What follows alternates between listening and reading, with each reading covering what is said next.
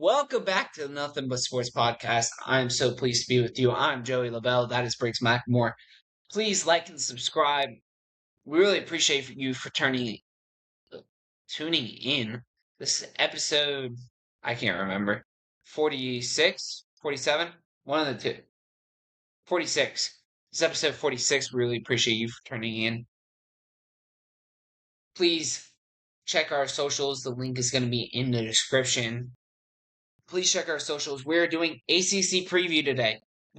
For the sake of time, we're not going through every game. We have these teams winning and losing because there are 17 teams. We're already going to be here for probably 2 hours. If we were to do every game, we'd probably be here for 4. So for sake of time, we're not going to go through every game, but please check our Instagram. That is where we are posting all of our predictions for every game that a Power 4 team plays. Really appreciate the support. Thank you for tuning in. We are recording this as of Saturday, August 8th, 2026. So if anything crazy happens with the ACC, we have not seen it yet. This should get posted on Monday or Tuesday. So going into that, we are also going to touch on the WNBA because something happened tonight that is a little bit wild, and I think I've been wanting to say for a while, but at the same point I don't really care, but it's gotten to a point where it's overblown and it's gotten ridiculous at this point because all I see on my feeds are WNBA players acting a fool. Before I get to my thoughts, I'm gonna let you, Briggs, take over this before I go pop off about this. Um, I know exactly what you're going to say. I mean, I know we both have very similar thoughts on this. Um, so I'm going to try and skim the surface before you drop the nuke on this. Um, Actually, watching the clip from DeJounte Carrington's flagrant foul on Sophie Cunningham, that about as blatant, obvious as it can be. No ball at all, straight arm to the head. I don't wasn't violent. I wasn't like, oh, I'm gonna like come in and like punch you kind of thing. But it was absolutely no regard for kind of personal control. And we've seen fouls called like that where it's a bad foul. And then to go and tweet out white privilege from the locker room, um, I don't know what you're complaining about. Doesn't matter if the person's purple, pink, whatever. That you just did that to. That is a flagrant. You should be ejected for that. Don't understand why you're complaining. So yes, and then Caitlin Clark got a tech to which again, the entire league, the whole reason the CBA got approved and all the viewership numbers are up is because of Caitlin Clark. Like the in-person numbers are significantly higher when she's there and she's playing compared to games where she's not playing. Given the high tide lifts all boats, that's a pretty common saying for a situation like this. Why you would go and vilify the reason you guys are all making more money is beyond me. It's not sustainable for the league. And if you're going to go around and beat up the players that are helping your league get in front of more eyes and kind of grow, then how, like, at some point that growth is going to stop and you're going to be expecting more money, but no more money is going to be coming your way. And here's my thing, right?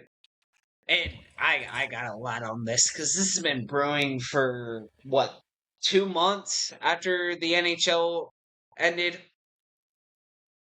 Here's the thing. I looked up DeJounte Carrington. What do you think all the news posts are about? What do you think? It's not about how she performed in that game. I can't even find her stats. It's about the fact that she posted about white privilege on her freaking Instagram. Is Caitlin Clark getting a tech that was supposed to get suspended? I don't know what the WNBA is doing about that. I don't really care. Is that not white privilege? I'm not gonna say it, but I don't care the race. Like, naturally, black people are better at basketball than white people. Like, it is what it is. I'm not afraid to admit it. I can't jump. I'm not as fast as my black counterparts. I'm not. It's just what it is. What it is. I didn't play D1 sports. It is what it is. Like, but to act like that a sport is racially motivated is professional sports are racially motivated. Sophie Cunningham speaking out and being political. It's so dumb.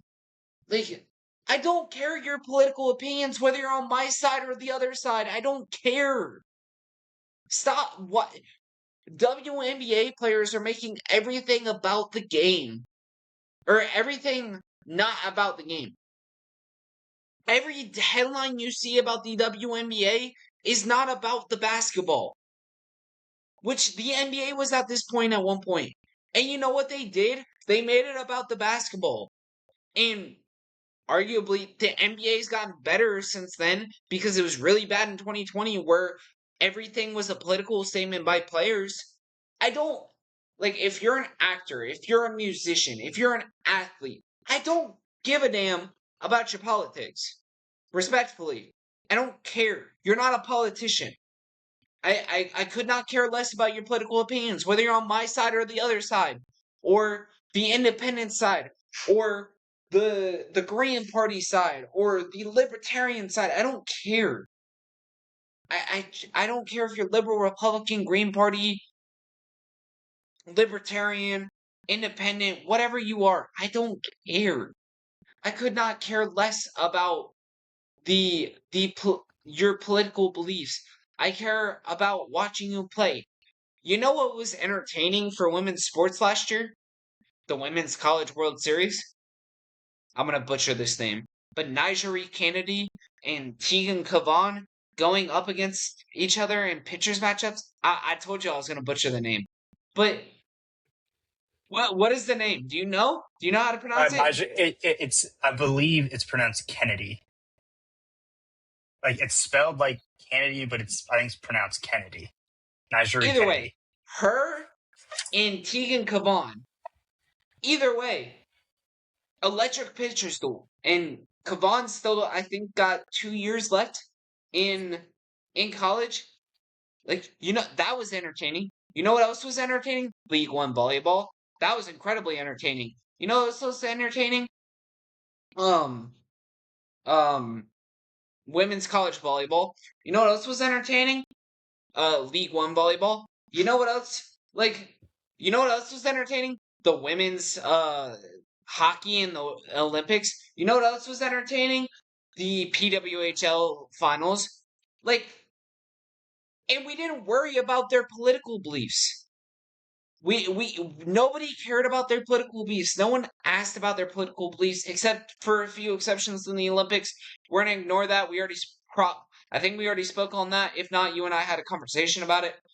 But no one really cared about that because we were representing America. But beside the point, who cares? I don't care about your political beliefs. I want to watch you play sport because you are the top 1%, half a percent, 0.1% of women's college basketball players in the world. And I want to watch you play basketball.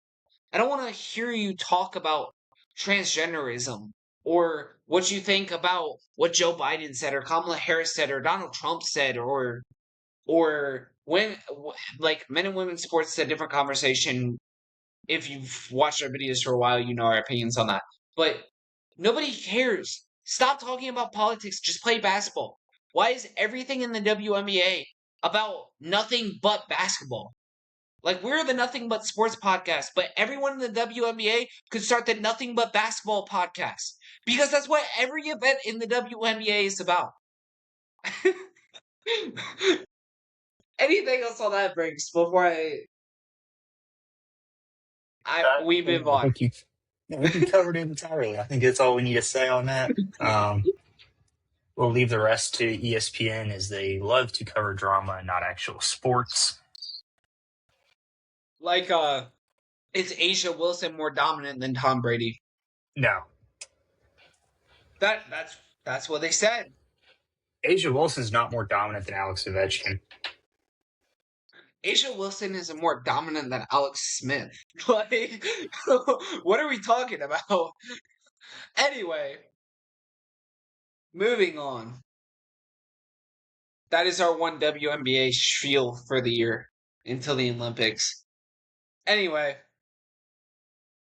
do you want to lead off about Boston College, or do you want me to?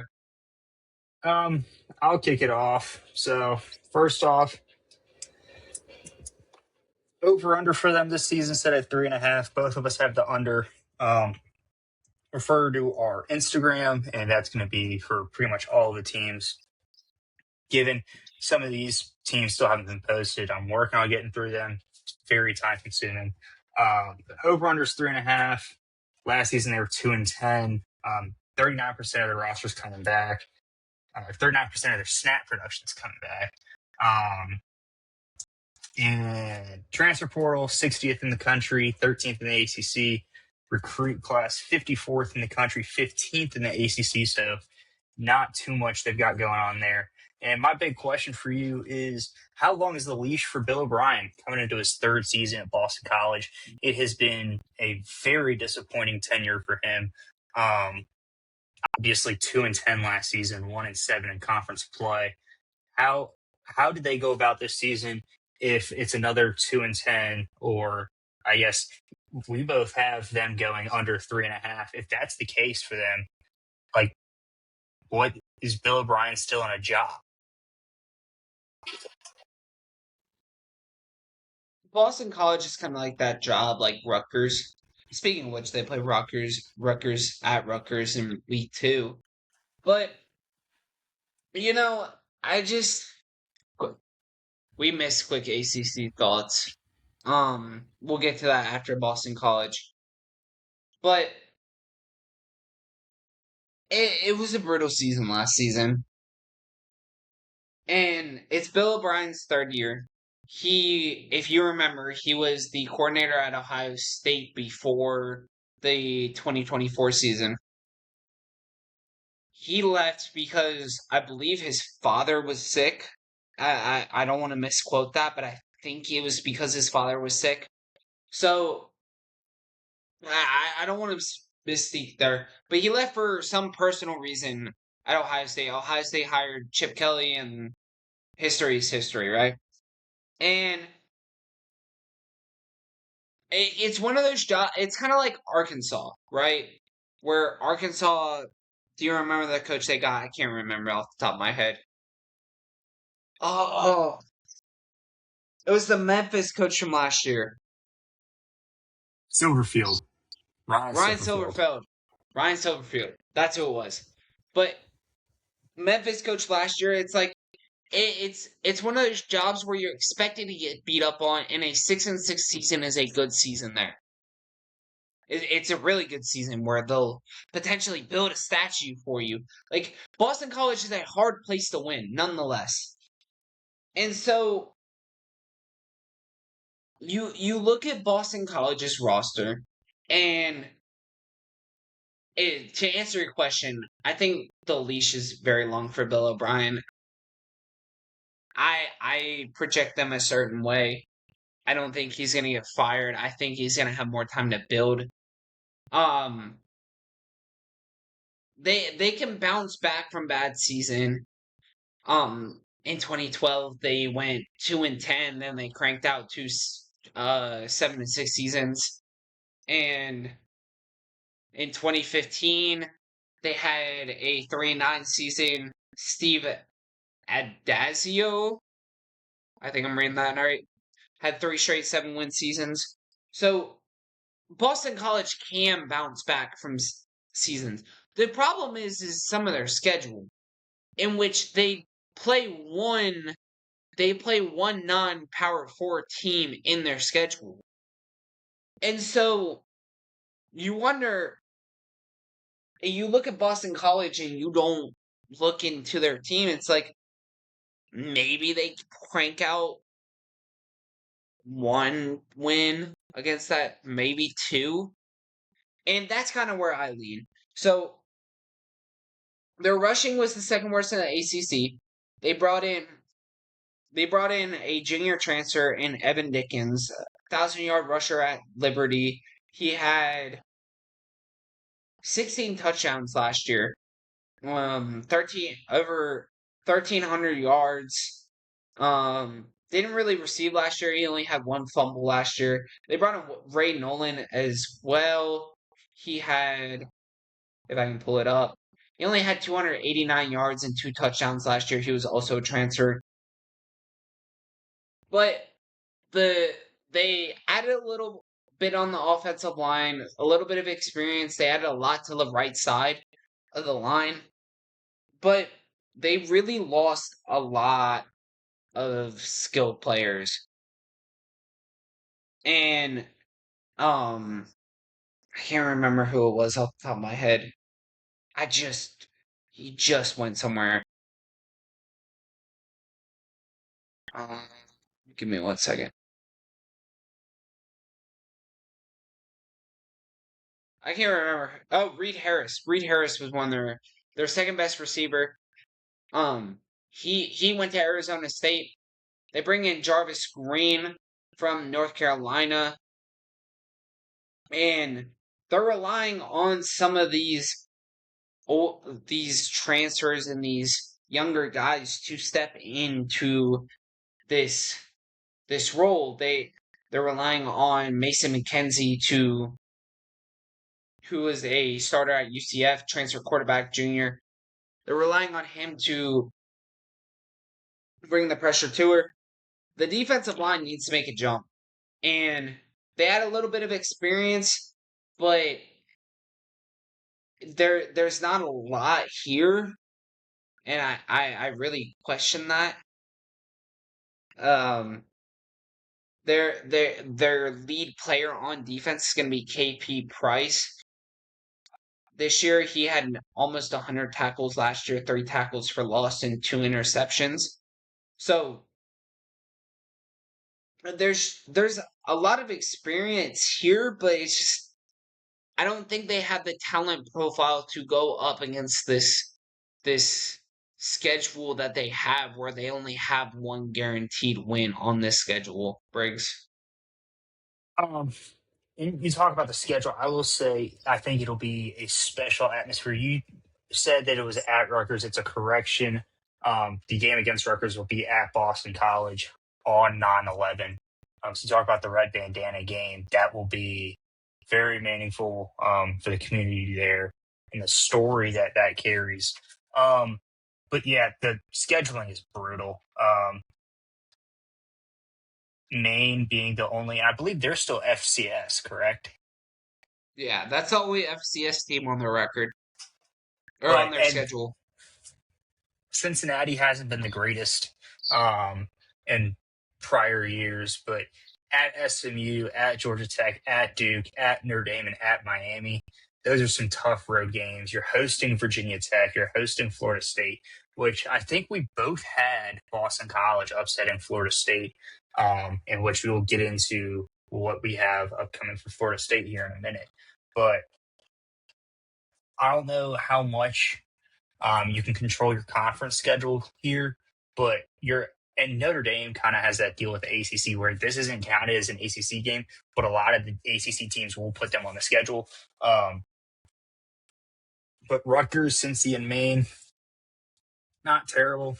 I think at best you're walking out of there 2-3 of those 3 games. But What is your again, it's best just case? What is your best case scenario for Boston College? this season, absolute best case. Let's see, 1, 2, 3, 4, 5, 6. I see 6-6 as your absolute. If you're really surprised, I see 6-6 being your absolute best case. I think 5-7. I think the big question is going to be Georgia Tech after the Haynes King area and how good Alberto Mendoza is going to pan out to be. Again, I don't think there's any shot you're beating Miami, Notre Dame. Duke, questionable. And that's later in the season. I think that's going to give Duke time to figure out who they are and what kind of identity they're going to play. I It's don't think you're Halloween beating. too. I don't think you're beating Pitt. I don't think you're beating SMU or Virginia Tech. So I think 5-7. You might be able to squeeze out a win against Syracuse at home.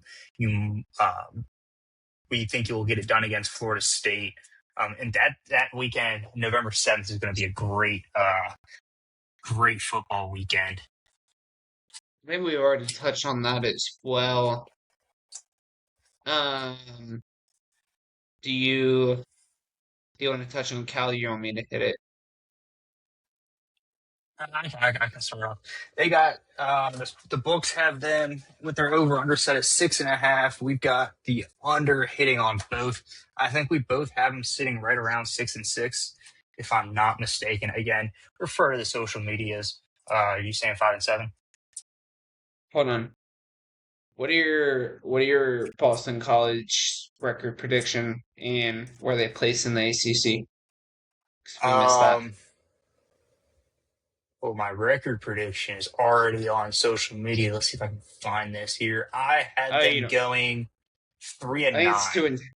Okay, I have them going 2-10, 1-7 in the conference, number 16 in the ACC. Overall ACC thoughts before we forget. I'm gonna go on this, and then you can hit it, and then hit on your Cal predictions. Take yourself back to the rivalry week, and remember. I want to say, I forget who lost. I think Duke beat someone to get in the ACC championship. But the ACC championship, it was Duke, who was 8-4 at the time, and Virginia, who was 10-2 at the time. And Virginia had lost some bad games. Duke had lost some really bad games. I believe they lost Tulane as well. And somehow, someway, 8-4 Duke won that ACC championship game. And in overtime, Miami, too. That was a great game. Good catch. And that there was a little bit of hope for UVA to make the playoffs at 10-3. There was a little bit of hope for Duke to make the playoffs at 8-5. Or 9-4, I'm sorry. And then Miami makes the playoffs. They've never, correct me if I'm wrong, but they've never won an ACC championship. And they go on, and this seems to be a common theme, they go on at 10-2, and they go on to make the national championship, beating Texas A&M, Ohio State. Who was the other team they beat? Ole Miss, and then they go on to play Indiana in the national championship. And so the ACC is wide open, and it looks like Miami and who, but there's a lot of openness in this ACC. If Miami stumbles just a little bit, I think this ACC is wide open. And don't look down on UVA, Virginia Tech, NC State, who's returning. A lot of these teams are returning a quarterback. Georgia Tech. Who am I missing? I mean, Cal could be interesting. Syracuse could be interesting. Is there another team I'm missing? Louisville could be interesting, who was really good last year. Wake Forest will be interesting.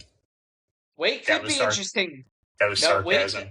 Wake could be interesting because they were 8-4 last year. I want to say Wake was 8-4 because they beat Southern Methodist, and it was another good team. I want to say it was Louisville.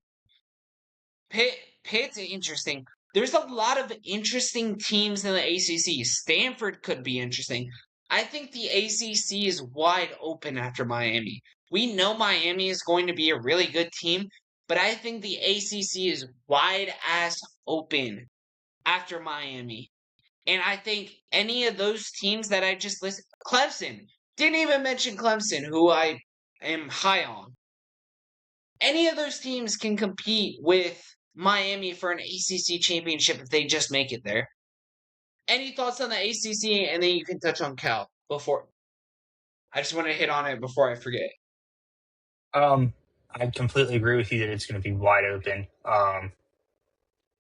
And again, there's what 15, 20 very real ACC title game possibilities that you could sit here and name off, and all of them are like completely in the realm of possibility. But I think the other big thing is, I've said this a couple times already, there's just so many unknowns. Like, and that's one of the big things with the transfer portal that we're seeing now is we don't know exactly what to expect of these guys. Like Alberto Mendoza, I've mentioned his name a couple times already. What are we going to see from him at Georgia Tech? Darian Mensah, we got a good view of him last year at Duke. How is he going to fit into Mario Cristobal's offense?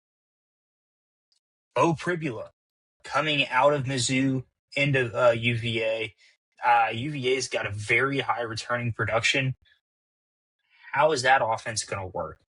Especially coming off an ACC title game loss in heartbreaking fashion at that too. So, I mean, there's so many questions, and honestly, I think this is good for the ACC having this level of parity to the point where it's so wide open that you've got teams like Wake Forest, who I'm selling stock on. I don't think they're going to be as good this year. But I mean, I think they have a pretty tough schedule. But you've got teams that aren't traditionally or haven't traditionally been anywhere near the top of the conference over the last decade or so, now having a very real chance at like grasping a title game, having that little light at the end of the tunnel with a little bit of hope, and being able to get their Duke. One that like if you sat there at the start of last season and I had told you Duke was going to be the ACC title game champions, beating Virginia, what were your thoughts? Like, what would you have thought? Tell them right after that Miami made the AC or made the national championship after Duke and Virginia competed in the ACC championship. Like the ACC's wild, man. That's what I was just saying. Like the ACC, anything can happen. And so we'll look at this Cal team, and Tosh LuPoy's in his first year. They fired Justin Wilcox, which okay, like I wasn't. We touched on that at the time. I wasn't huge on it, but Tosh LuPoy's now in his first year. They kept Jared Kiwe. I don't know how to pronounce it. Kiwe Sagapolitelli. It's crazy I know how to pronounce his first name or first part of his last name, but not his last name. But they kept It's JKS. phonetically a lot easier for the last one where you can sound it out, but all the vowels in like the first half just together, it's very it's a and I'm gonna just go ahead and say sorry to him now for butchering it, but like it's one of those things where you got to hear him say it to know like what it is. We're gonna butcher it until the college football season starts. Once we hear Joel Klatt or Kirk Herbstreit or Bob Wischusen or Chris Fowler or whoever the hell says it, we're gonna butcher it. Anyway, they have a completely new position group. They have Ashton Emery at the running back.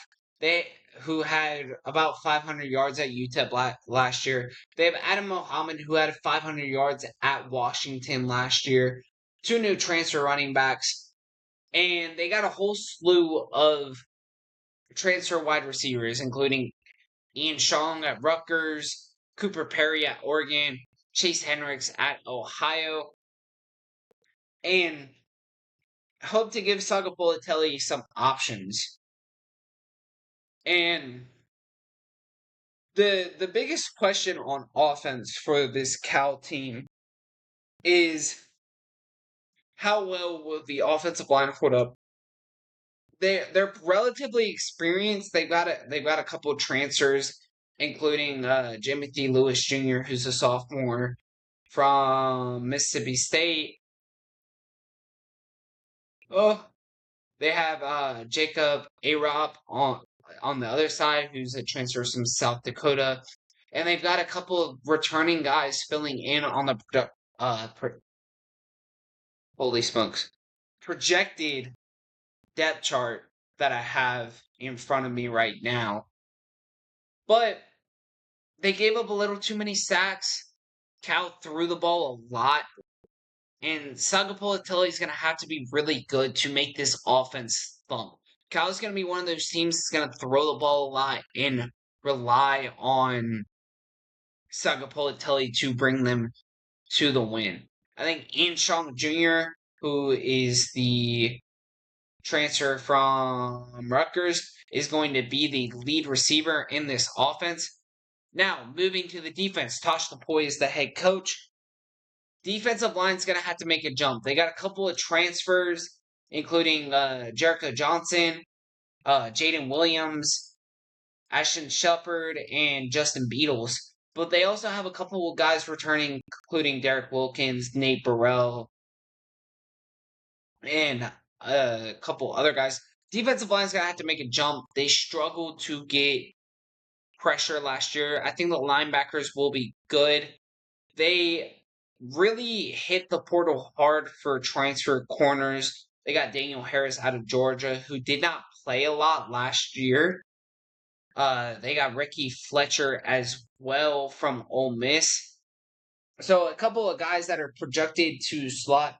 They lost their top 6 tacklers on defense. They're going to have to find the production to make this work.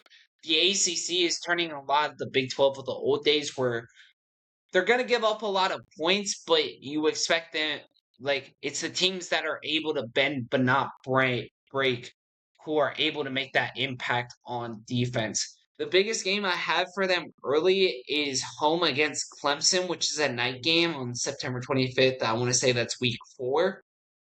They also play UCLA at home week 1, which isn't a sleeper. I believe we both have UCLA winning that game. They also play at Syracuse at 12:30 local, 3:30 Eastern. So it's going to be a very interesting game. UNLV is not a team to sleep on either. There's not a lot of guaranteed wins on this schedule. I mean, maybe Wake, but Wake could come out and then they have at home versus Stanford. But other than that, I don't see a lot of, and then they play Wagner at home. But I don't see a lot of guaranteed wins on this schedule, Briggs. So kind of back to what I was saying before. We both took the under on them, 6.5. Last season, 7-6. Lost in the Hawaii Bowl to Hawaii, which that was, again, another great bowl game. Returning 58% of their starting lineup. You mentioned Sagapolatelli and how they threw the ball last year. 64% completion percentage, 3,454 yards, 18 touchdowns to 9 interceptions, and 131.6 passer rating. So pretty decent numbers. It's going to be how big of a step forward can he take? You mentioned some of those new additions on the receiving room. So how will they be able to do there? They had a very good transfer class. I think that's like the bright side. The recruit class was not as good. So it'll be interesting to see kind of how those guys, and this is going to be, I think, a big thing for some of these not necessarily top dogs of the ACC. Your Clemson, well, actually, Clemson doesn't have much of a transfer class. We'll get into that here in a minute. But you're Miami, you're like the teams you perceive to be the best in the ACC, how these incoming transfers are going to make immediate impacts. And Cal is going to need a lot of that. They do have a tough schedule. But I think that one of the big things is playing for them, and this goes for these West Coast ACC teams, is the late night games, the 7:30 local time kickoffs, where it would be late on the East Coast. You might be able to catch these teams lacking a little bit. And I think one of those big games is that Clemson. I think that could be a massive trap game. for the Tigers. So the only late game they have against a East Coast team is Clemson. They have As of right now. their first 5 games are decided on times. They're home against Virginia Tech, home against Wake, home against Stanford, and home against Pitt. So, and they play SMU, NC State, and Virginia on the road. They have a bye week in between NC State and Virginia, but a lot of their tough games don't lend them any benefit when it comes to playing those night games where it's a tough schedule for them. Um, I'll let you take the lead since it's your rival.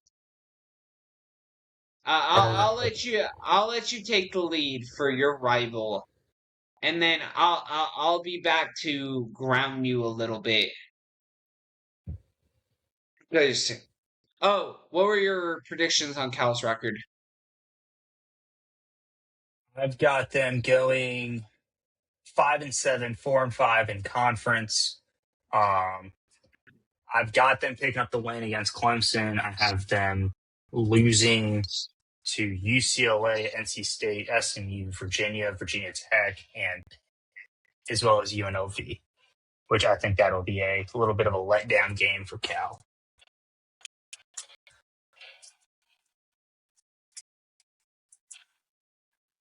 I have them going 6-6, 4-5. They're going to be slotted into 10th in the ACC. That is including tiebreakers.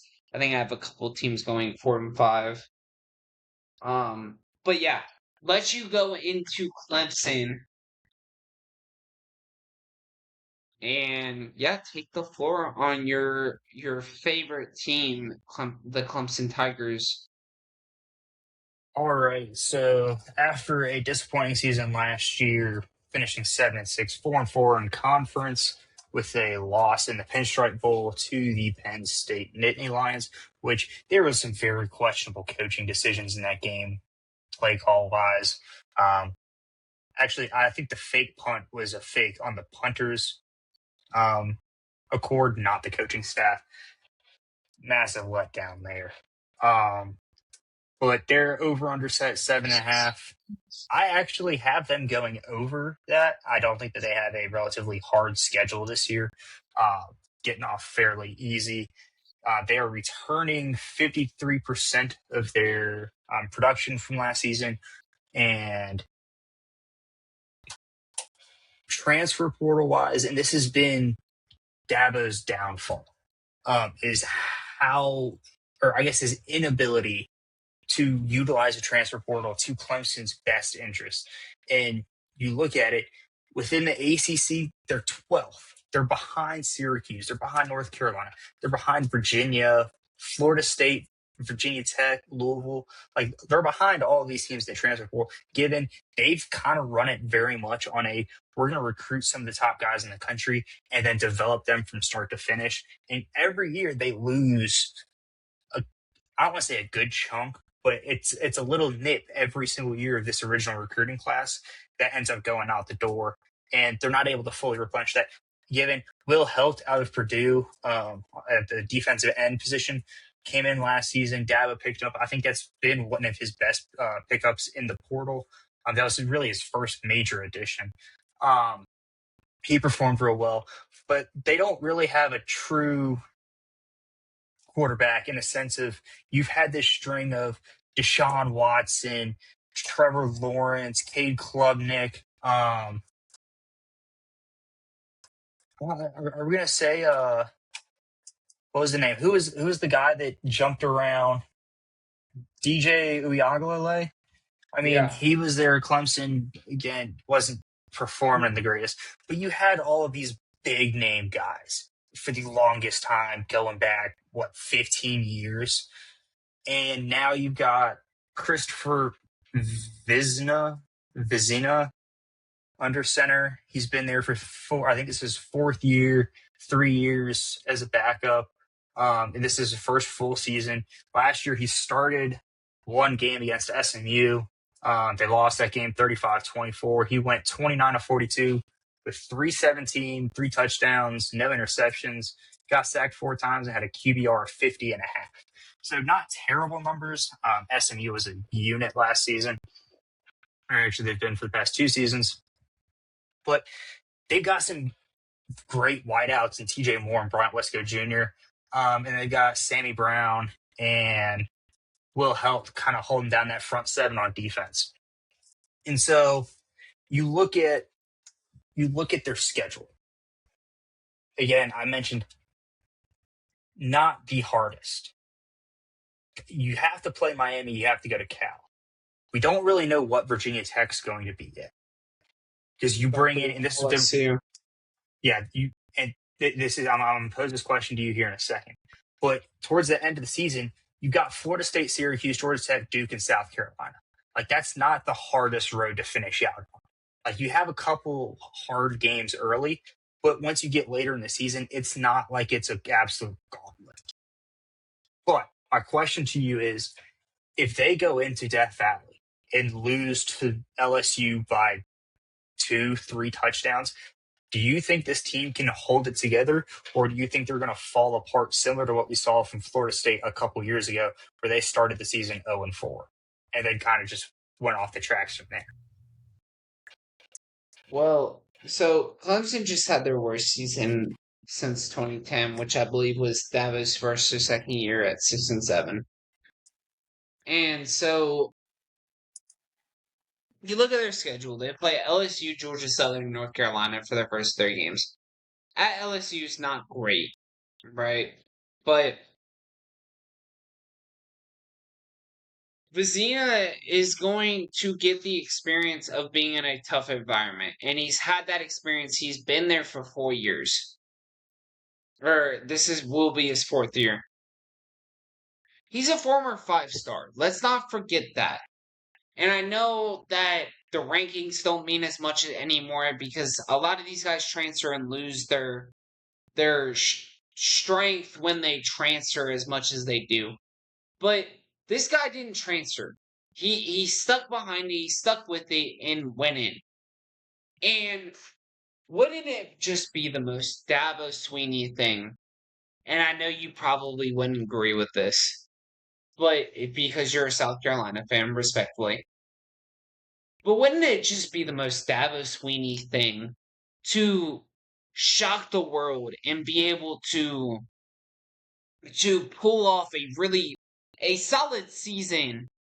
Because I'm not gonna say really good, because I don't have them making the playoffs as of this moment.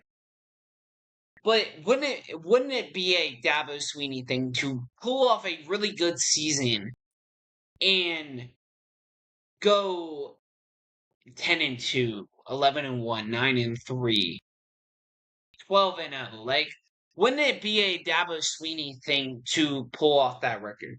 So, I'll get into the actual weeds of it. The skill players have to step up.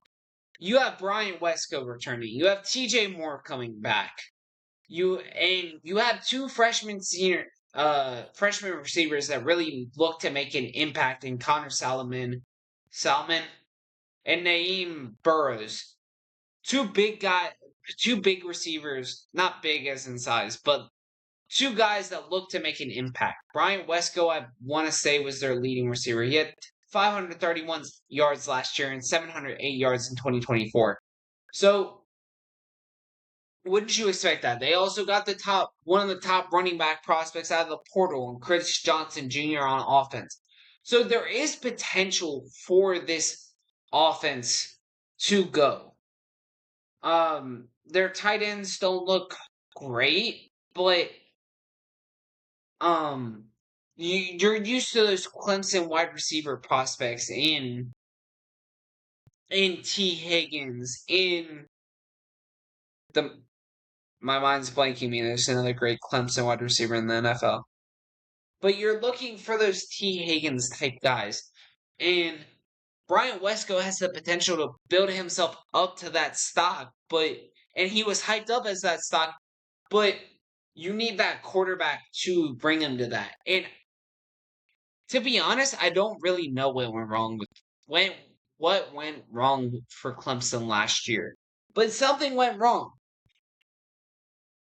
But they need those guys to make an impact. Tom Allen is the defensive coordinator, and he finally convinced Dabo to go into the portal. And they got some in the secondary, and they were one of the worst pass defenses in the ACC last year. They got Corey Myrick, who's a junior out of Southern Miss, who had 92 tackles last year, 2 interceptions. They got Jerome Carter III at safety, who had 6 interceptions and 75 total tackles last year. So they got guys in the secondary out of the transfer portal with experience that have potential. They also got Elliot Washington the second out of the portal, where they have guys that they expect to make an impact. Clemson, I think their front seven is always going to be good under Dabo. It's a Dabo-led team. I don't doubt that. It wasn't really a huge problem last year. Their pass defense really was the problem, and the NFL's going to enjoy the benefits of their front seven last year. So I have Clemson going 9-3 with 6-2. Do have them losing to LSU. I don't think they lose to South Carolina. Briggs probably differs a little bit from me. I think I have them losing to Miami and one of Syracuse and Virginia Tech. I can't remember off the top of my head. But those are the two. I'm really high on Clemson. I think this is the year that they come back from when no one's expecting them to have that year. I think this is the year where they have that year where they come back a little bit. Briggs.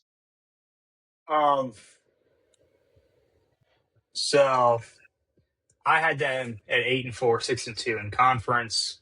Losses to LSU, Cal, Miami, and South Carolina, which we will get to South Carolina. My predictions for them once we get to the SEC. But I've got the GameCast pulled up here from ESPN. Opening lines from DraftKings. LSU opened at a 10.5 point favorite with the current line at -9.5. Money line for LSU currently -395. So obviously the books are leaning pretty in on LSU and the Tigers and the impressive transfer portal class they've put together there. But let's say it isn't sunshine and rainbows in Clemson, South Carolina this upcoming season. At what point does Clemson part ways with Dabo Swinney? They're never going to fire him. After everything he has done for that school, they're never going to fire him. But at what point does Dabo kind of throw in the towel and be like, I am no longer what is best for this program?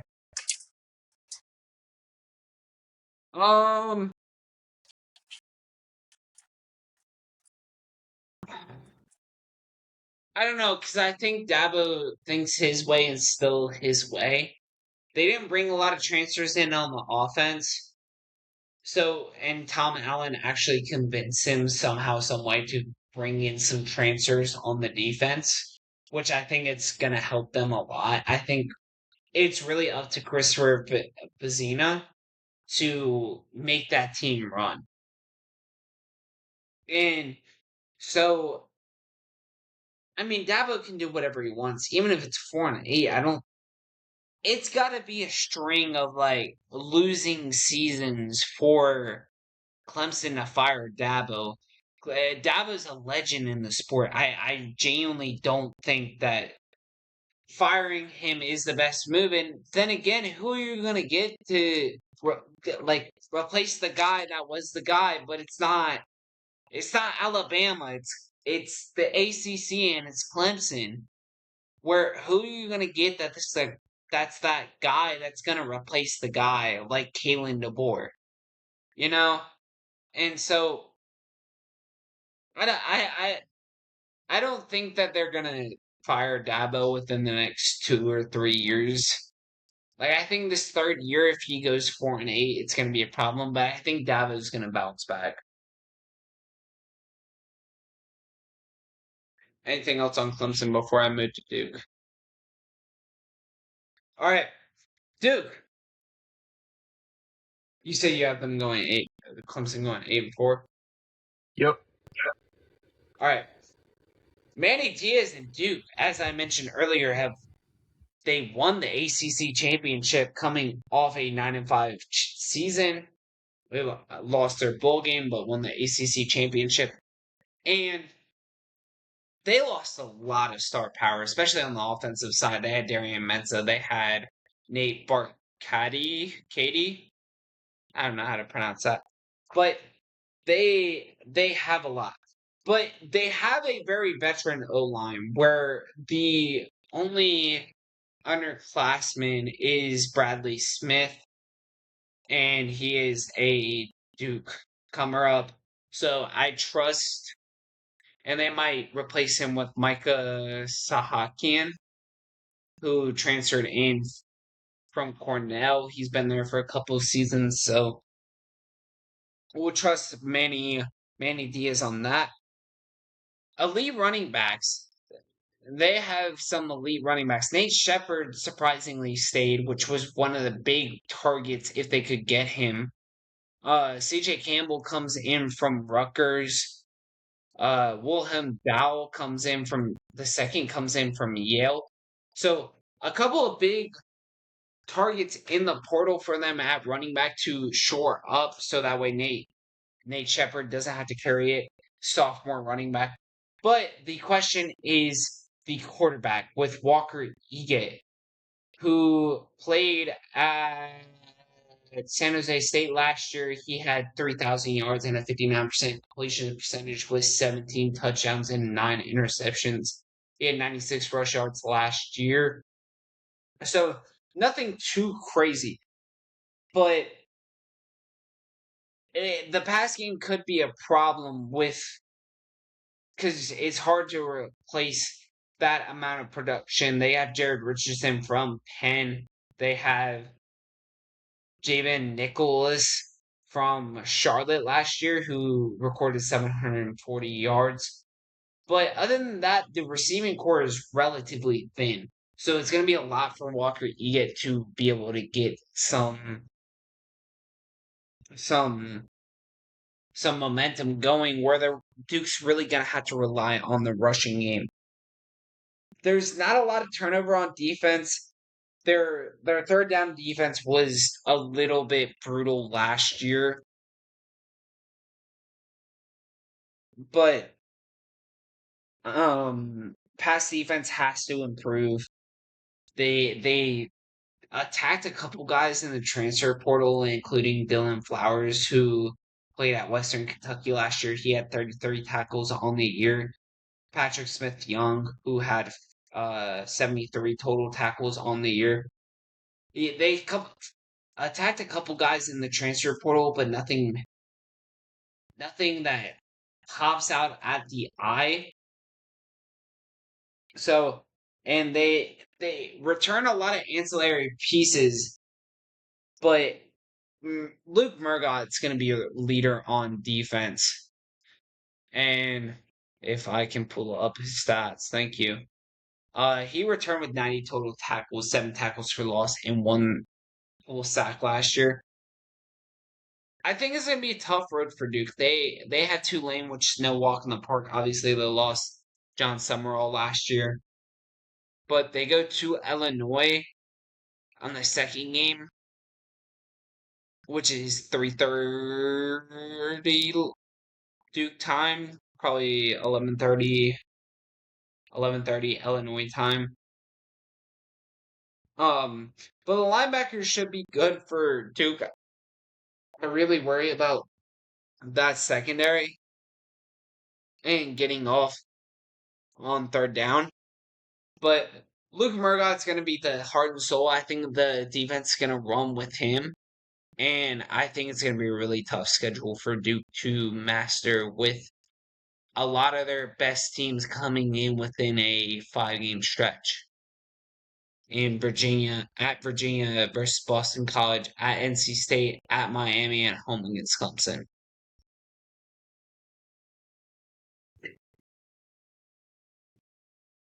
So I currently have the Blue Devils finishing 7-5, so it will be a little bit of a step back from last season, finishing 5-4 in conference.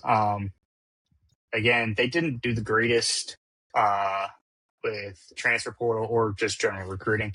Finished 63rd in the country for transfer portal, 14th in the ACC, 68th in the country for recruit class, and 16th in the ACC.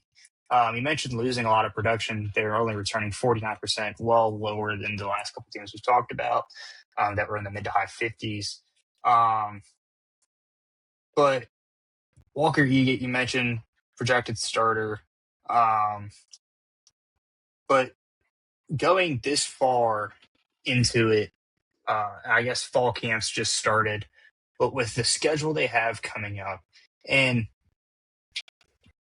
again, it's not like a crazy hard schedule. I mean, obviously, they're like a best case scenario. I think they can come out, finish 8-4, 9-3. But again, there's so many questions in the ACC. I'm gonna throw Georgia Tech out there again as another team that I don't know what's going to happen to them, and if they're going to fall back a little bit, what's going to happen. But do they surprise NC State? Do they catch Virginia off guard? Both of those games are on the road, but ultimately their line currently set at 5.5. Both of us took the over on that. I think we're still both hovering. I think you had them finishing 6-6. 6-6, 4-5. Yep. 4-5 in conference, 11th in the ACC. Which I do have a quick question for you. This is not particularly Duke. This is just ACC in general. You've got, I think, 6 teams in the ACC playing an 8-game conference schedule, and you have the rest playing 9 games in conference. How are they going to do that when it comes time for the end of the season? Let's say you have, again, like a 3-way tie for second, and some of those teams haven't played the same amount of in-conference games. Well, I think it leans towards conference records. Like, I have SMU at 8-1, and I have Georgia Tech at 7-1. Granted, SMU's 10-2, and I have Georgia Tech at 9-3. But spoiler alert. But I don't know how you consider them, because I have Clemson 9-3, NC State 9-3, Louisville 9-3, but Clemson gets a nod because they're 6-2, with that loss to LSU being that third loss. So I don't know.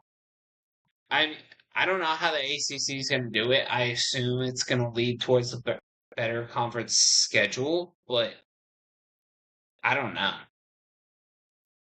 That's a great question for people that make way more money than me. And that's one of the things is there was also discussion last year about, or not discussion from the ACC, there was discussion from people like us saying, hey, the ACC should probably fix how they do the scoring, I guess, is if that's what you want to call it. The tiebreakers for the ACC championship game, as you had Miami getting snubbed and Duke taking that second spot in. But yeah, that's puzzling me, because you've seen kind of all these other conferences, and the ACC I think is one of the few conferences with an odd number of teams. I think SEC is 16, Big Ten is 18. I'm not sure exactly what the Big 12 is at off the top of my head. So yes, so all the other Power 4 conferences have an even amount of teams, and the ACC is 17. Yeah, if I'm not mistaken. So again, a little odd there. Then they have Notre Dame kind of sliding in, which anyone can have their own opinion on that. We won't get into that now. But I mean, that's just a massive question moving forward, is how does this happen? Is this going to be like a frustration piece for some of these teams where it's like, okay, are we just going to take the team who's got 9 wins or 8, we'll take the 8-1 win team or the 7-1 win team? So I don't know, some clarity from the ACC on that would be good. But moving on to every team that The only not bad teams in the ACC that have an 8-game conference schedule is Georgia Tech and Clemson, though. And even then, Clemson was bad last year. Georgia Tech's expecting a drop off, maybe, but all the other teams have a 9-game in conference schedule. Just to make note. Moving on to Florida State, and Florida State has been brutal the last couple of years. You remember that 2023 season? I'm sure we mentioned this last year while we were covering some Florida State games. And they are 7-18 in their last 25 games. And it's been brutal for Mike Norvell and Florida State. And so Mike Norvell is miraculously back at Florida State, a very prestigious program. They've got some major holes to fill. They had Thomas Castellanos at their quarterback position last year. He went to the draft. Now, allegedly, he's interested in returning to college football, but I don't think they're going to slot Ashton Daniels out. And I was very high on Ashton Daniels at Auburn. I really liked Ashton Daniels. I liked what he did at the Iron Bowl last year. I'm sure you and I have talked about it. You and I did talk about it on the podcast. So I really like what Ashton Daniels brings. He's a little bit of more of an accurate and trustworthy quarterback than Castellanos was coming from Boston College.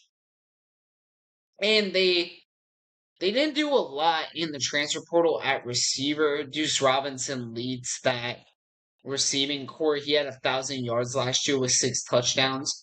He leads that receiving core, but the rest of the receiving core doesn't have a whole lot of experience. Micaiah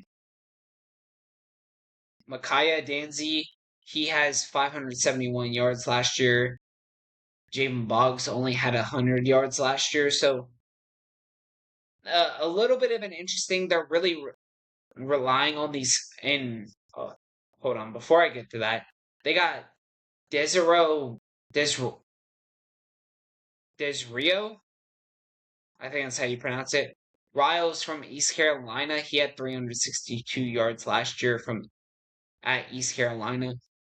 But they really fortified their backfield by getting Contravion Weiser from Texas. He's had over 1,500 yards last 2 years. And he's a guy that can catch the ball. Man, I am struggling tonight. Osamane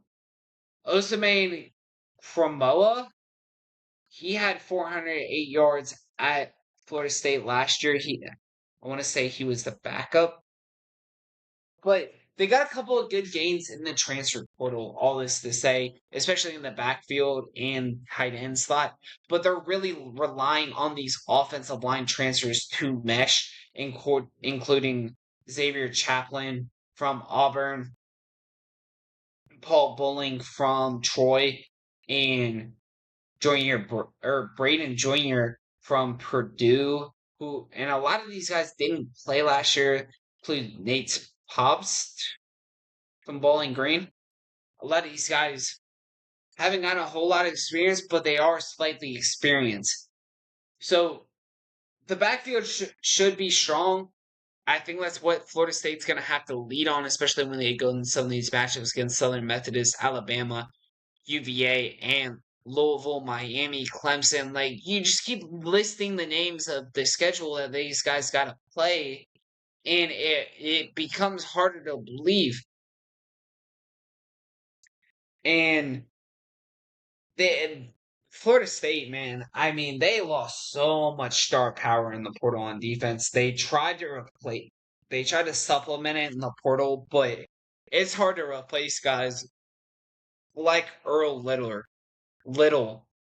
Justin Cryer, Edwin Joseph, Amari Williams, and James Williams, and just a lot of these guys. It takes away the depth and the starting star power that they had, especially in Earl Little and Justin Cryer. But they did get some transfers to supplement. They got Rylan Kennedy, Makai Gibayor, Chris Jones, and the Maya Chandler. I would never be a great play-by-play announcer. Holy smokes, dude! Like, jeez Louise. I'm trying to practice pronouncing these names before the episode, and I'm struggling right now. Um, they got a lot of transfers to supplement, but this schedule does not lend them any breaks. They go to Southern Methodist. They go to Virginia, at Louisville. I'm sorry. They play Southern Methodist at home, at Alabama, home against Virginia, at Louisville, at Miami, home against Clemson, home against NC State, home against Florida. They got a lot of their tough games at home, but it's tough games, and it's like Mike Norvell should have been fired last year, and they didn't fire him because of the money, because they were scared Alabama was going to snatch him up. How much longer before a team fires him and snatches him up? Or fires him? How much longer before Florida State fires him and the boosters are willing to pay that money? Is what what I'm trying to say. Briggs? Virginia game. That's my prediction. And that was one of the questions I was going to ask you is, will Mike Norvell make it through the end of the season? My answer is no. I have them finishing 2-10, 0-8 in the ACC, even though they're returning 57% of their total production last season. The books have them at a 6.5 point or 6.5 game over underline. Both of us had the under. You had them at 4-8. I had them at 2-10. Their only wins came against New Mexico State and Central Arkansas. I think this is going to be a very similar situation to, was it 2023? Or was it 24? 23, it was 24 where they fell apart. Because 23 was the year that they should have made the playoffs. And we won't dive into that debate. We've had that debate on the podcast before. But they should have made the playoffs that year by going undefeated. But they didn't. And I think that eternally damaged the reputation. Because we're not going to get in that debate. Well, that's a debate for the off-season time, which we didn't really have. We didn't really talk a lot in the off-season, but that's a debate for the off-season time. But I think they're going to run into a similar situation. I think they're going to take the tough loss to SMU. I think they're going to take a big beating when they go to T-Town. And Virginia, I think, is going to be the nail in the coffin for Mike Norvell. I don't know if we've seen him be able to fully recover from not making the CFP. And he's had plenty of talent come through there. He's had top recruit class, top transfer classes. And even now, they have a transfer portal class. It's 28th in the country, 5th in the SEC, or not SEC, ACC. And that's, again, not completely bad. Recruiting class number 19 in the country, 3rd in the ACC. So there's plenty of talent there. It's just being able to utilize that talent has been a problem for Norvell and the Seminoles. And then you talk about the tough schedule. They have the toughest strength of schedule in the ACC, according to ESPN. So obviously that's not going to bode well when you're struggling already. And then ultimately, it'll be interesting. Do you think if Norvell gets fired, he is coaching next year? I'll coach some G5 place. Either that, he might sit out a year, but he'll get a G5 job. Either that, or he'll get a Power 4 coordinator job. One of the two. I don't doubt that he'll get a job relatively quickly if he so chooses. And I don't think it'll be like a Brian Kelly type firing. Like, unless I don't think a bunch of stuff will come out negative against Mike Norvell like he did Brian Kelly, you know? I also So, just think that, I mean, it's hard to be a worse person than Brian Kelly from everything that we heard about that separation.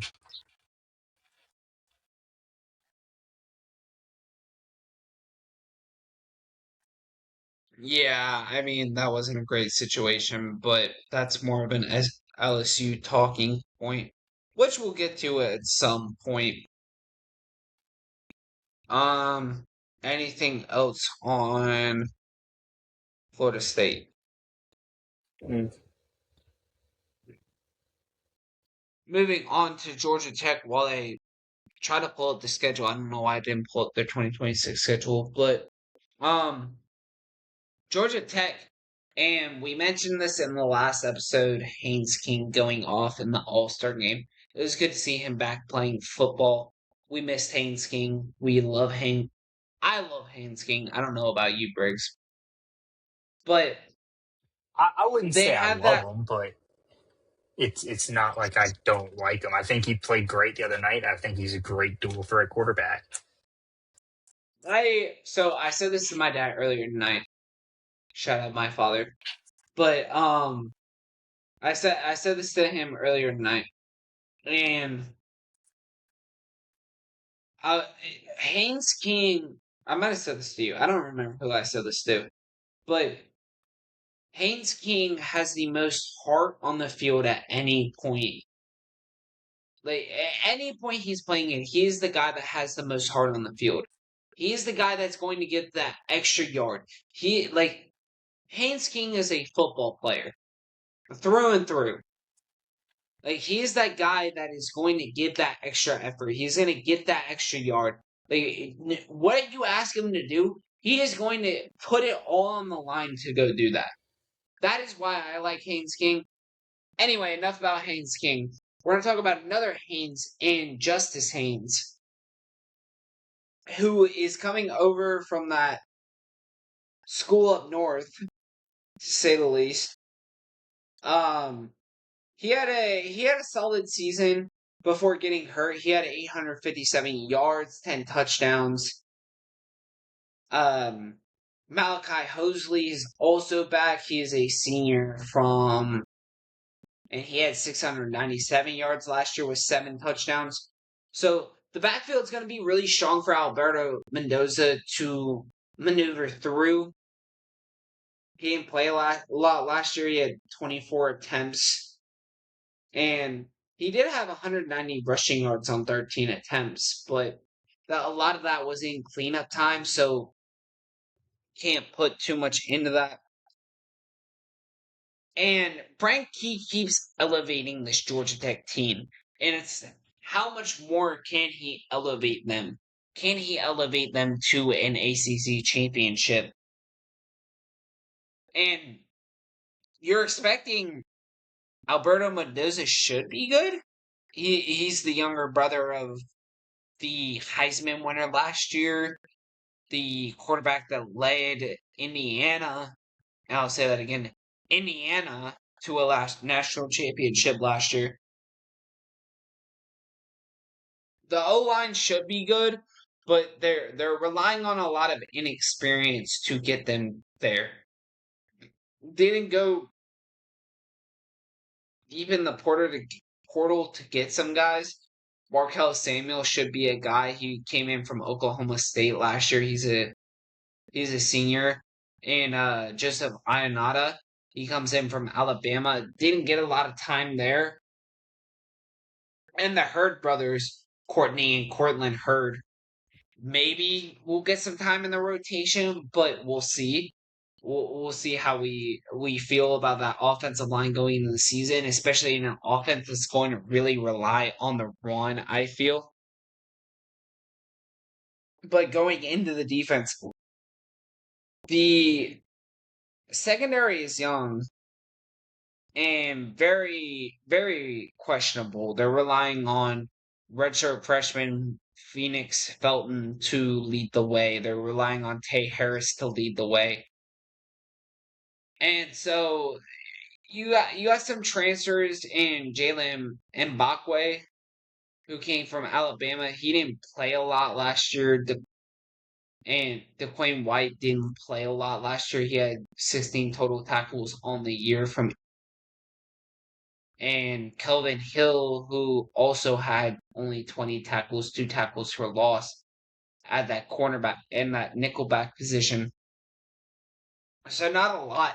And I think you'll expect some of these true freshmen to gain a lot of reps. But the front seven should be good. And they have a lot of experience up there. They have graduate Jordan Walker, who has 5 sacks in his career, transferring in. They have Thomas, who's transferring in from Colorado. He has 4 tackles for loss in his career.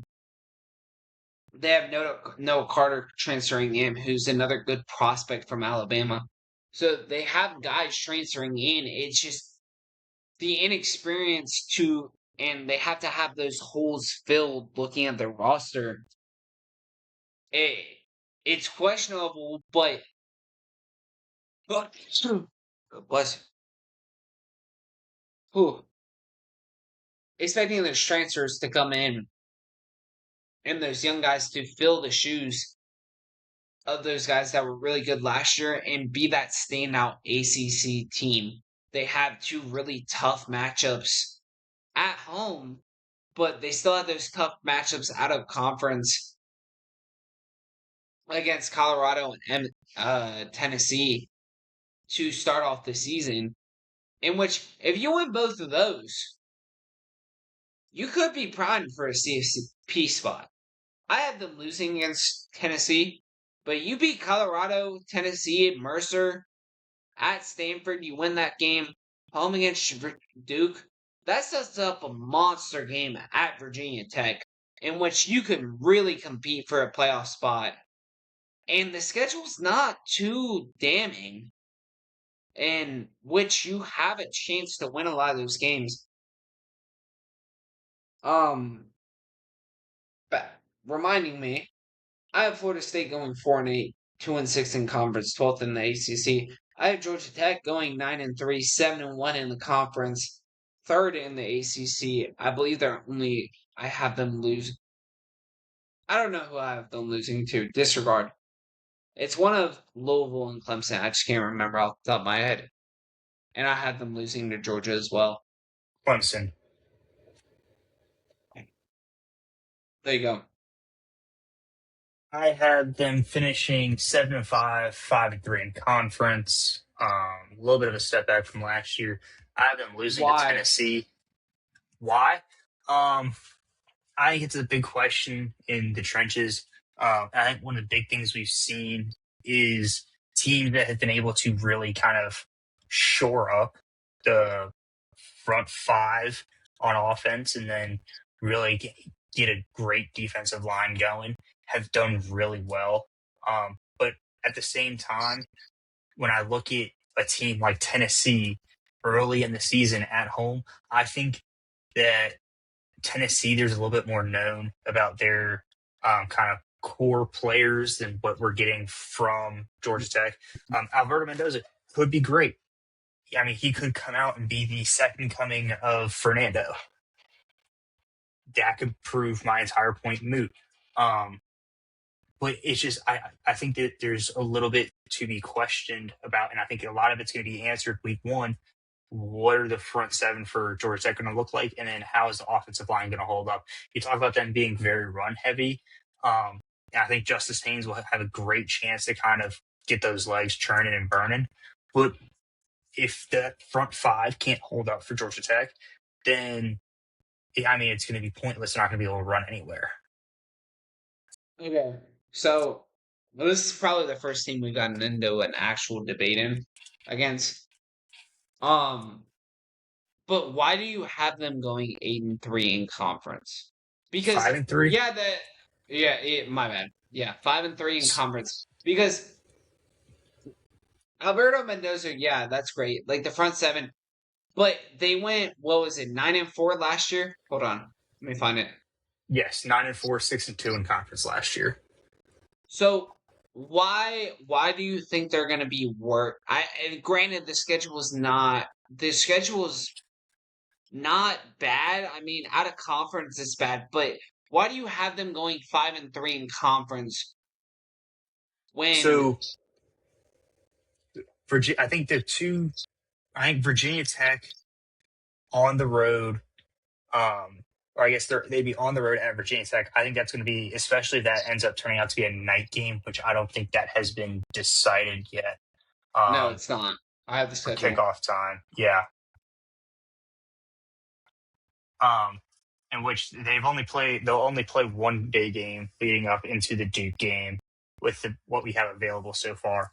But I think Virginia Tech, that if their season starts out good, that could lead to being an environment that is very favorable for Virginia Tech. At Clemson, I don't know if Georgia Tech is going to be able to pull off what they pulled off last year against Clemson at home. I don't know if they'll be able to do that on the road. I think Clemson's also going to be looking for a little bit of vengeance. And while I'm usually selling Clemson, this is one of those situations where it's like, I think that Dabo will be able to get it done. I don't think he's going to want Georgia Tech having his number 2 years in a row. And then I think it's going to come down to a extra loss. So I've got them losing in conference to Tech. I've got them losing in conference to Clemson. I think they lose one more to either Duke or Louisville. Both of those are at home in Atlanta. Yeah.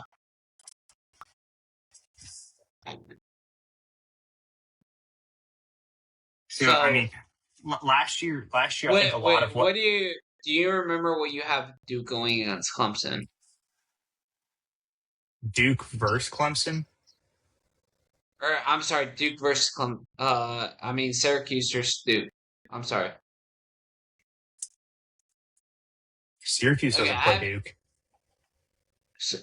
Clemson versus Syracuse. My bad. I had Clemson beating Syracuse. Okay, I have Syracuse losing. I have Clemson losing to Syracuse, but beating. Okay. So those are my. Okay. That's my only conference loss. I have Clemson as the only conference loss for Georgia Tech. But you had them losing to Tennessee in Georgia? Okay. Yes. Dude, as I stated earlier, I think Duke's going to be bad. I don't think Duke's going to be very good.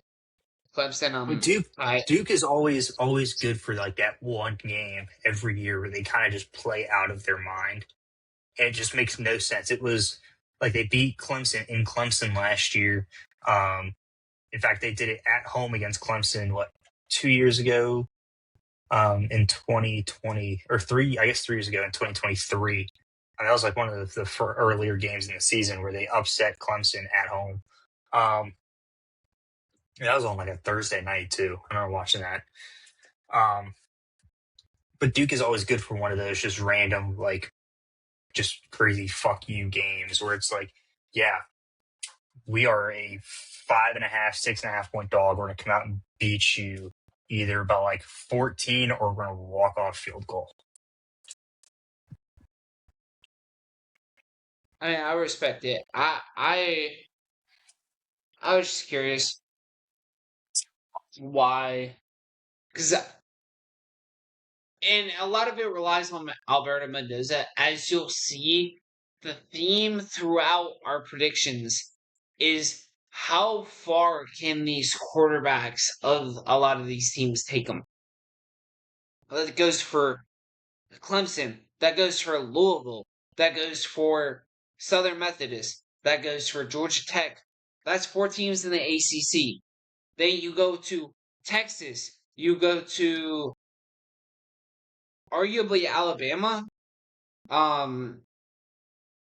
Who's another team in the SEC I'm missing? Quarterback wise. For what? Sam like Levy. A question? Yeah, like how far can a quarterback take them? Sam Levitt. Missouri. Who's I their think there's quarterback? question. I think it's the old transfer from Ole Miss, like the backup from last year, Austin Simmons. How far can Austin Simmons take Missouri? How far can the quarterback from Tennessee, whoever wins that battle, take him? In the Big Ten, how far can Josh Hoover take Indiana? How far can Julian Saint take Ohio State? How far can Bryce Underwood take the Wolverines? How far can whoever wins Iowa's quarterback battle take them? How far can Damon Williams take Washington? In the Big 12, how far can Will Hammond take Texas Tech? How far can Bear Bachmeyer take Brigham Young? How far can I'm missing quarterbacks in the Big 12 off the top of my head.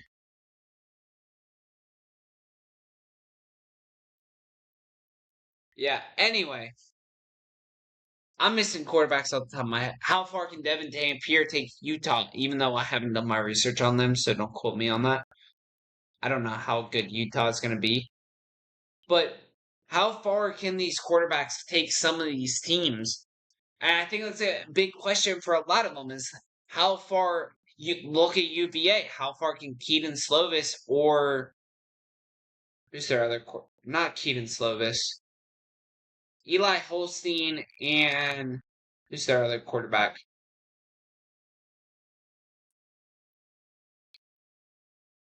I have it somewhere. What school did you just say? UVA. Oh, Bo Pribula. Bo Perbula. How far can one of those quarterbacks take UVA?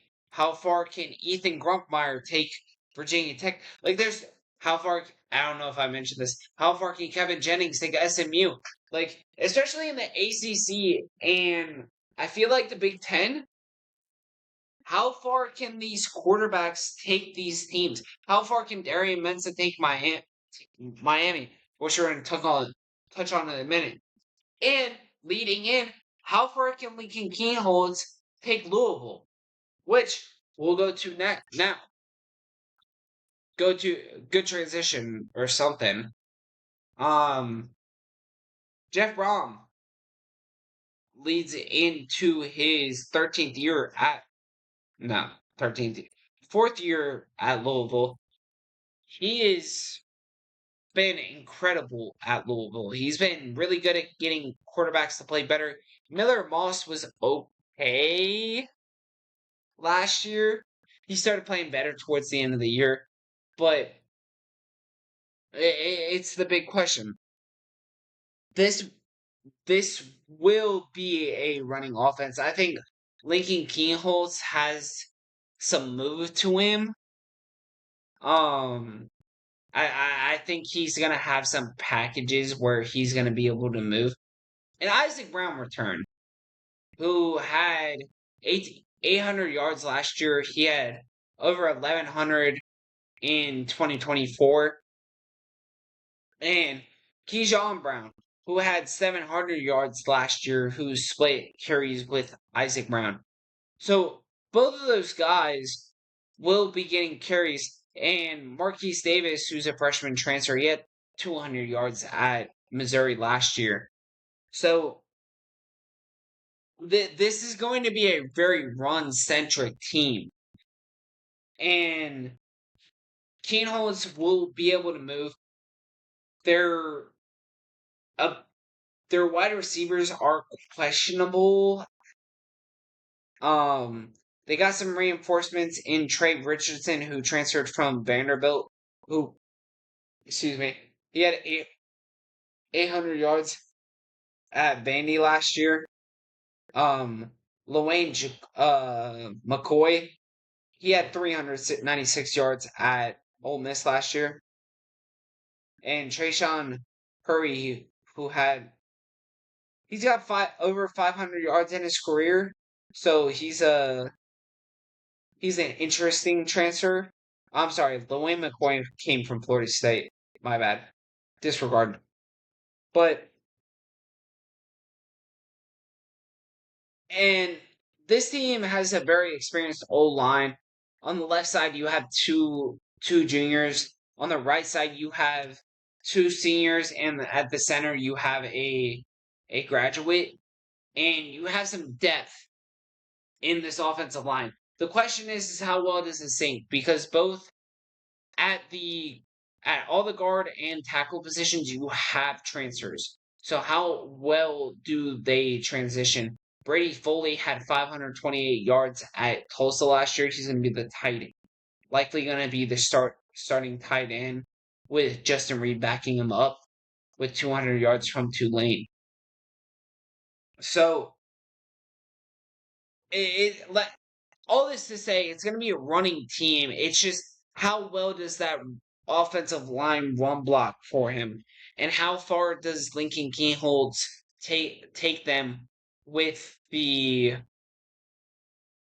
inexperience he has for the amount of time he's been in college. I like Lincoln Keenholz. Part of that's me being biased towards Ohio State. I get it. Or is he a junior? He's a junior. Disregard. But on defense, they had a really good defense last year, but there was some solid turnover. They come in with a slightly inexperienced defense, but they went into the portal and got some haul. And Stanquan Clark was really good last year. He should be a really good prospect, but he was banged up. He had 76 total tackles in 2024 with 7.5 tackles for loss. He was kind of banged up, and their rising veterans should take hold. TJ Capers is a junior who's had 46 tackles last year, and they brought in some reinforcements at the defensive back position in DJ Waller Jr., who doesn't have a lot of experience, but he is a junior. Cohen Intringer, who came up with 73 tackles last year, 4 PBUs. Caleb Beasley, if it'll pull up his stats, he had 24 tackles, so not a lot of playing time last year from Tennessee. And Tavon Hollywood is also projected to start. He was there last year. He had 5 PBU with 42 total tackles. And they have some depth that they got from the transfer portal. The portal haul is going to be really important on defense, especially with them replacing some of that defensive line, relying on Dalen Russell and D'Amico Kennedy. So, but this is a Jeff Brom team, and they keep improving every year. I trust Louisville. It's just how far does Lincoln Keenholz take this team? Because I end up I default to trusting this defense. I think they're going to play almost a Big Ten-esque style of football where it's very run heavy, very kind of, I don't want to say low scoring, but very defensive focused. Just especially with the quarterback that hasn't started, at least from what I gathered on ESPN, started a game before. So the books have them. You know what game that was, right? What? Keenholz started. Or he never started a game. Yeah, he hasn't started a game. That's what I was saying. Yeah. Oh, I thought you said he started one game. My bad. Disregard. He had not started. He will be their starting quarterback without having started a game. But the books have them. They're over under at 8.5. I believe we both took the over. We had the same record projection at 10-2, just losing to different teams. I think you had them going 7-2. Are you wagging your fingers? And that's 9-3, 6-3 overall. I had them losing to NC State. And who is your other NC State, Georgia Tech, and who else?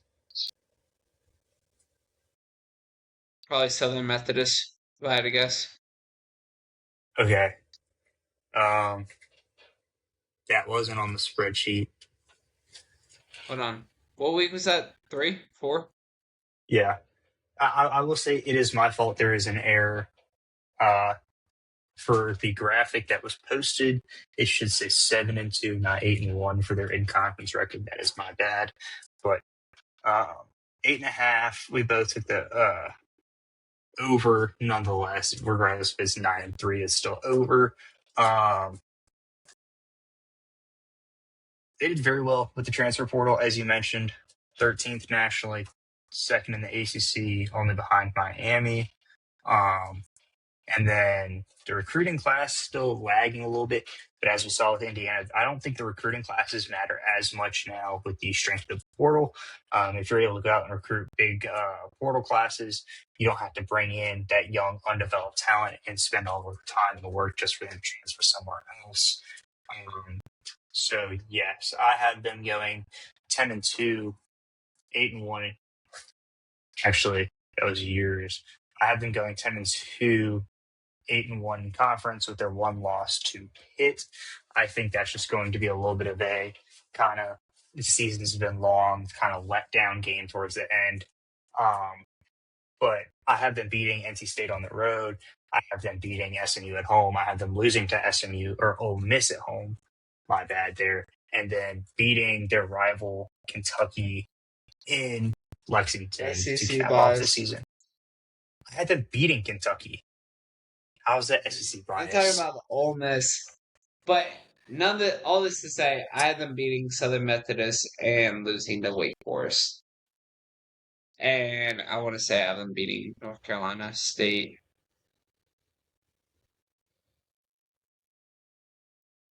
No, I have them losing North Carolina State. But yeah, I have them losing to Wake because Wake pulls off upsets every year. Right. On to the final team of part one. If you have Yeah, no other.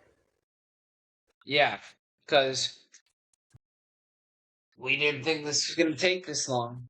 But WNBA got us sidetracked. As the WNBA does. Sorry, WNBA. But nobody actually cares about you. Slight little dig. But uh, on to on to Miami. Um, Miami goes to the national title game last year. How can they improve? Everyone's asking. Well, they might have improved maybe on the offensive side. Maybe. They return Mark Fletcher. They return Chamar Brown, which should be the platoon for next year. Chamar Brown didn't get a lot of run that last year, but should get some. Gerard Pringle also might get some run. But the headliner transfer is Darian Mensah. Darian Mensah obviously had that season at Duke last year that you can't forget. And I don't, maybe I'm crazy, but I feel like every time Miami's had a high flying offense, they've lost stupid. Granted, they lost stupid games last year, but they lose in really bad ways when they have that high flying offense.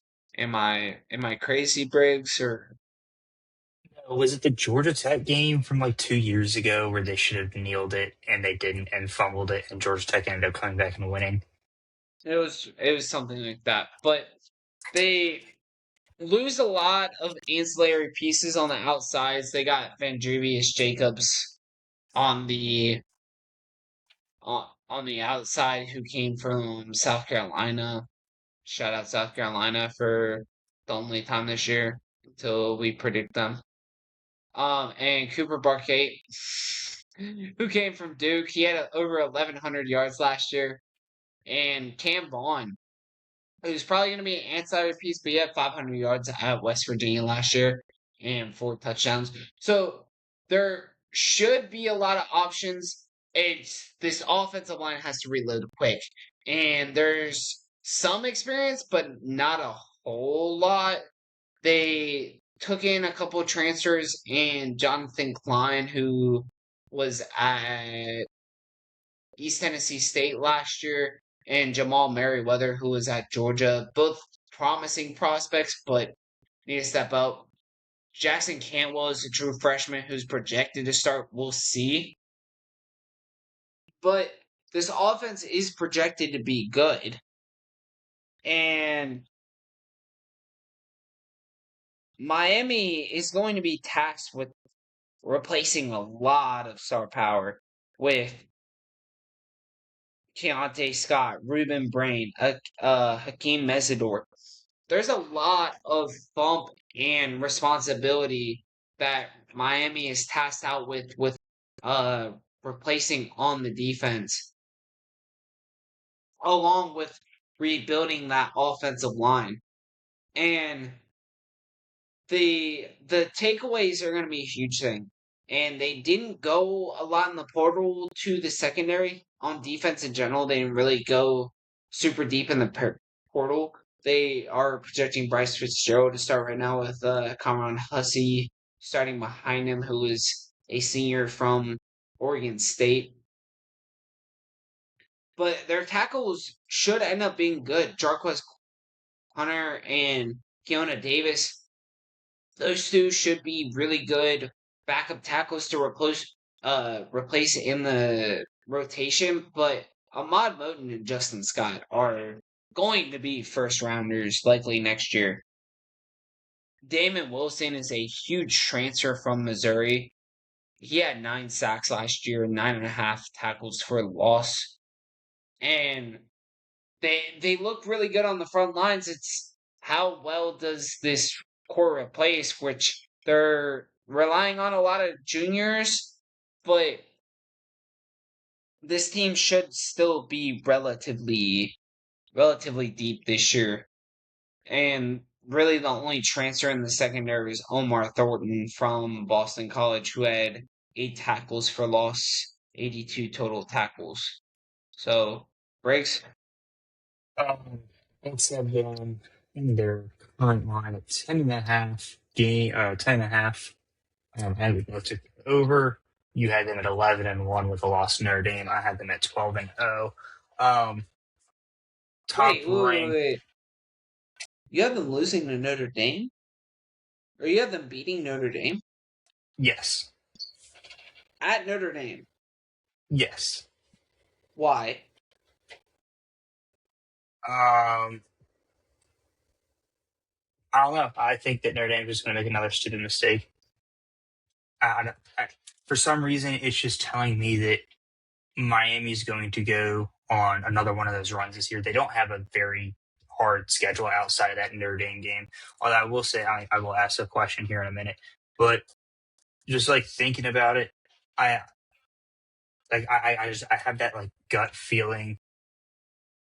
Like sometimes it's like, and it happened earlier, but it's like it's gonna be a great game, and I think that Miami's gonna end up eking it out. All right, go on with your prediction. We'll discuss this later. My prediction or my question? Whatever. Do you think that the Clemson game on the road could potentially be a trap game for Miami? Gonna be a trap game, of course. I mean, they play at Stanford, home against Florida A&M, at Wake Forest, home against CMU, and then at Clemson. You've got 4 cupcakes leading up to it. You have on the road at Clemson, and then at home against FSU the following week. Well, at Stanford for a night game may not be a sleeper. It's a night game. It's 6 p.m. local, but it's 9 p.m. for them. That may not be a sleeper. And it's a Friday night game. Like, I don't know how much it'll be a sleeper. Wake tends to upset teams that aren't used to it. I don't know. Those 2 ACC games are interesting. Miami could also stomp them 45 to nothing. I don't know. But I think those games are interesting and we'll develop a better opinion later. Is Clemson a trap game? Absolutely, especially if they're 4-0. I think Clemson could drag them in the mud and beat them in that game. But other than I think Notre Dame's going to beat them. I think Notre Dame's going to. Spoiler alert! I have Notre Dame going 12-0. Um, I but I just other than that, I don't really see a roster that matches up to Miami on the schedule. I would agree. Yeah, I think even though they lost a lot of pieces on the offensive line, I think what Cristobal can do with that, he's going to do very well replenishing that and then kind of developing a lot of those younger pieces and kind of growing those into kind of next year's talent as well. The only thing I dare to question Cristobal on the lines, like I know they're going to be good, especially on the inside at defensive tackle. Like those two guys, Ahmad Moten and Senior and Justin Scott are going to be first rounders next year, more than likely.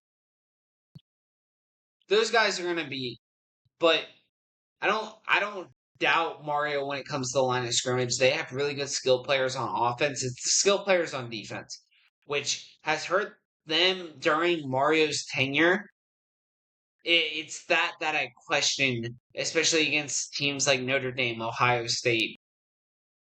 And even then, you still have to project with the quarterbacks at Ohio State, Notre Dame, against teams like Georgia, who the who can compete with them line wise. Texas, maybe Texas Tech. We'll see with Texas Tech. I don't know if Texas Tech will be able to compete with them on the lines this year. Texas A&M should be really good on the lines, but those type of teams that can compete, Oregon, those type of teams that can compete with them on the line of scrimmage, how well is that offensive line going to mesh after they lost so much last year, in which they have 4 new starters? So that's a huge question for Miami. Is That's my biggest glaring question for Miami is the defensive backfield and offensive line, but I lean towards not doubting Mario on the offensive line. Anything else, Briggs? Because we took way longer than we expected. I blame that Nope. on Sophie Cunningham and Dejanai. I don't give a shit what her name is. Carrington. I I've lost the care. We'll stick to sports that actually matter. You know what we're gonna do during football season? You know what sport we're gonna cover? Football. The sports that matter! Like MLB playoffs, the start of the NHL season. Maybe we'll even touch on the start of the NBA season, the start of college basketball season. That's what we'll cover because that's the sports that matter. And this is your podcast for sports that actually matter. If you want a spot for all sports that actually matter, and for occasionally your hosts get heated at some of the things that dumbass athletes say, this is your spot. And this is our ACC predictions. Part 1. We thought we were going to be able to finish this in one night. Didn't happen. As if you've watched this show for the last 2 years or however long you've watched it, we're yappers. We don't know when to shut the hell up. So, thank you for watching nonetheless. Please check our socials. That is where our full game predictions are. And we might have messed up on some of them. Just naturally how it goes. But we thank you so much for watching. Thank you so much for tuning in. Please check the socials. Please like and subscribe. Follow the socials for more. And if you're on the socials, please please subscribe. We really appreciate the support. And hopefully it gets to a point without you, there is no us. We really appreciate you. And we will see you on Wednesday.